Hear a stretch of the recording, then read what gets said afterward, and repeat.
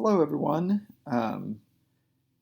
This week for our Screencast lecture, we have a lot of different topics to deal with, complicated issues that really get to the gist of a lot of the turmoil of the 1960s.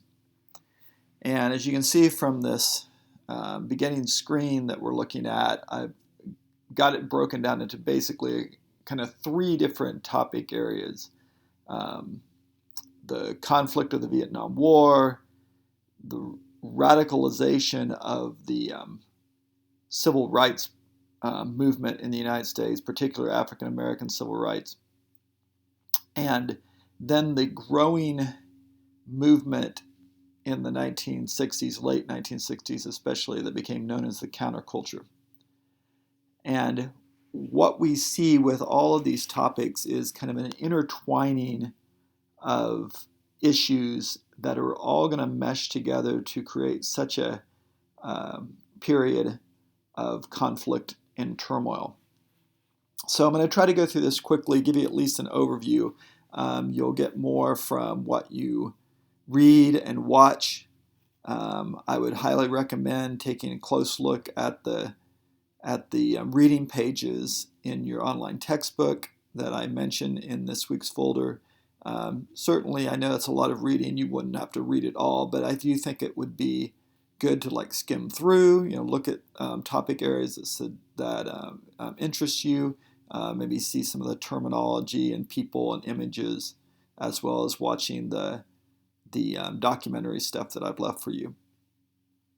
And so let's get into this. One of the things that we want to begin with to get things kind of the groundwork laid is a quick overview about the conflict in Vietnam. And the Vietnam War has a long, long history. Until our recent conflicts in Afghanistan and Iraq, this was the longest war in American history. It lasted, our involvement, about 19 years or so. But the turmoil of that war was all based on trying to stop the spread of communism. And one of the people that are connected with that war would be the leader of communist North Vietnam. His name is Ho Chi Minh. And he had led forces battling against the French colonial occupation of his country for years. And in the 1950s, he and his forces were able to defeat the French.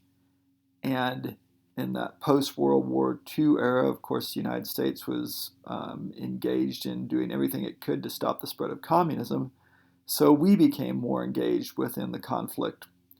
And one of the things that is pivotal in that conflict is that in August of 1964, during the Lyndon Johnson years, Johnson is going to be responsible for what turns out to be a kind of a staged event to try to allow the United States to get more involved in the conflict, to give justification for fighting against communism there, designating it as a direct threat to the United States through an event that's known as the Gulf of Tonkin incident. In that particular incident, what took place was that some American warships were attacked by North Vietnamese communist forces, and some of that did take place, but the way in which it took place, we find out later as the American people, was kind of manufactured by Lyndon Johnson. And in particular, there were a couple of attacks that were supposed to have occurred. One of the attacks didn't even occur, and the other attacks took place in the territorial waters of North Vietnam here, not out in the open waters as the Johnson administration indicated. And basically, they used this as a reason for going into more military engagement in Vietnam. We had been involved in the conflict for years before this, going back to the Eisenhower years of the 1950s, but we had not had direct military involvement until after the Gulf of Tonkin events. And this is seen as one of the really negative aspects of the war because our engagement really begins based on a series of lies. So read some of that in your chapter about the Gulf of Tonkin incident and why it was so controversial. But either way, American involvement does get ramped up. And what we find out is that the war in Vietnam was way different than any kind of war that we had really prepared for.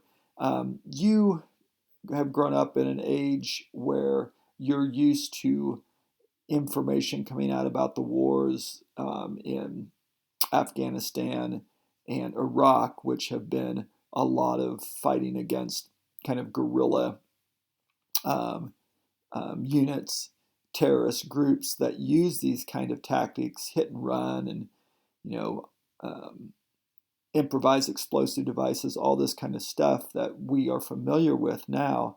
But during this time period, we hadn't really been engaged that much in a conflict like this. We had prepared to fight, a Cold War battle, kind of ideas against the Soviet Union with would have been full-fledged, large armies. And that just wasn't the case during most of the war in Vietnam. In fact, in many cases, American soldiers would never even see the enemy soldiers that we were fighting against.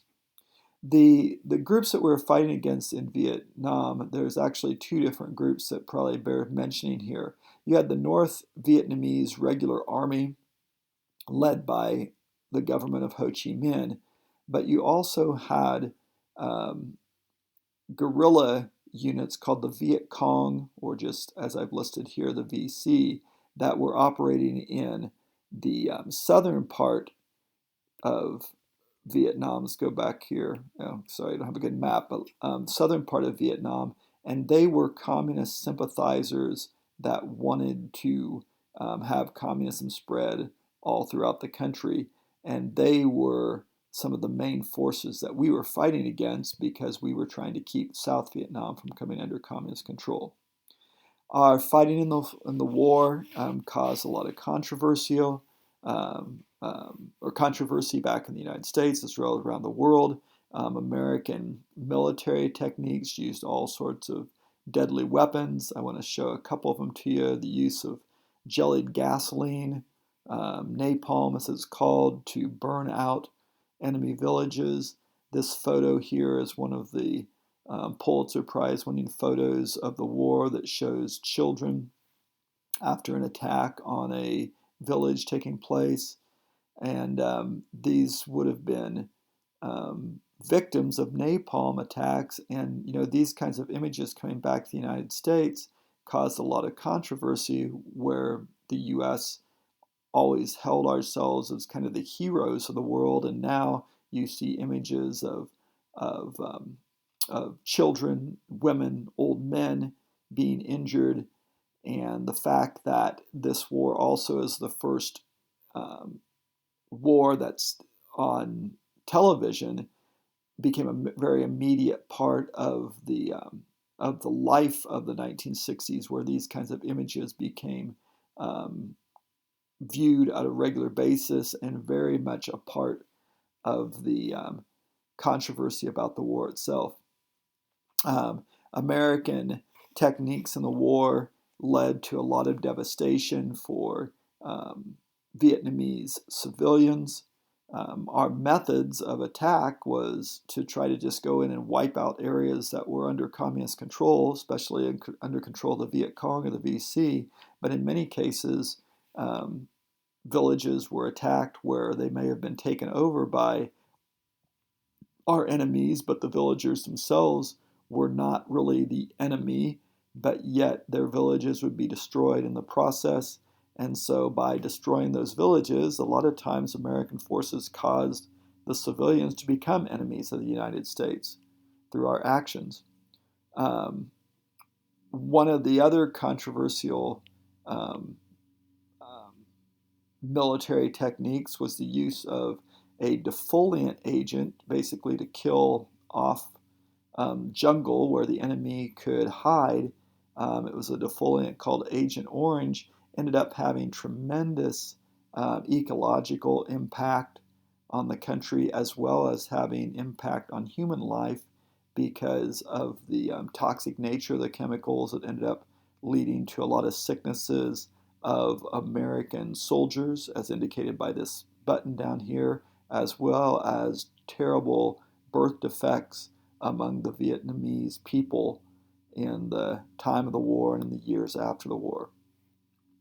One of the other aspects of the war that becomes so terrible is the deaths of civilians, but one of the really most heinous actions would have been the event of the My Lai massacre, a village in Vietnam that was attacked by American soldiers, and over 300 villagers were killed in the attack, um, leading to court-martials of American officers, and just a whole sense of, of creation of terrible, bad reputations of the American military, and damage that would take, literally decades to overcome. A sense that the American military was moving to the kinds of tactics that our enemies, during World War II, the Japanese or the Nazis had used. So all of this is building throughout the course of the 1960s, and protests to the war grew and grew and grew. Young American men were being drafted into the war at high numbers. And of course, at that time, you could be drafted at the age of 18, but you could not vote until the age of 21, which was a major source of controversy in the war. Many young men did everything they could to avoid the war. One of the common ways to avoid the war was college enrollment, and so colleges became the kind of a hotbed of opposition to the war because so many people went to college as an effort to avoid being drafted. You could not be drafted into the war if you were attending university. Eventually, they make some variations on those rules later on as the 60s went on, but it still became a major component of the opposition was, middle class white college kids, young men, and women, of course, but young men were the ones that were being drafted. So thousands of young men, I think somewhere close to 13,000, 14,000 young men fled the country to go to Canada to dodge the draft. And they were, technically criminals for refusal to be drafted. Eventually, they had their criminal status revoked in the mid-1970s when President Jimmy Carter was in office. So add the conflict of the Vietnam War, which goes throughout the 1960s and doesn't end until the almost early mid 1970s. You add to that all the growing unrest in the country related to the civil rights movement. I'm showing you here several of the more radical leaders of the African American civil rights movement. Elijah Muhammad, who's the founder of the Nation of Islam. Malcolm X, who was one of Elijah Muhammad's followers. And Stokely Carmichael, who was initially a supporter of nonviolent protest. He was a member of the Student Nonviolent Coordinating Committee, the SNCCs, and but eventually became one of the real founders of what becomes known as the Black Power movement, advocating violent resistance to oppression by whites. And these voices became the radical voices of the movement. Malcolm X is killed by assassination, many believe by some of his own political at one time supporters, but those became opposed to him and did not like his leadership. Elijah Muhammad went on for a long time. His Nation of Islam movement is now led by a man named Louis Farrakhan, another radical voice in African American civil rights. And their movement became focused on a lot of the of aspects of civil rights that had not been dealt with by the nonviolent, peaceful movement of Martin Luther King Jr., where the nonviolent movement, their goals were pretty much achieved because they had been able to get most of the specific laws that created segregation outlawed by the passage of the Civil Rights Act of 1964. But the main problem that existed and still exists today is what is known as de facto segregation, which means segregation by fact. De jure segregation is segregation by laws. Legally, you cannot segregate in the country after the Civil Rights Act of 64, but de facto segregation is the issue that people are segregated by where they live and by economic segregations. And so this became a major focus of the struggle of civil rights in the mid and late 1960s. And in all truth, it's really part of the big issue of racial injustice today in many cases, especially the economic injustice.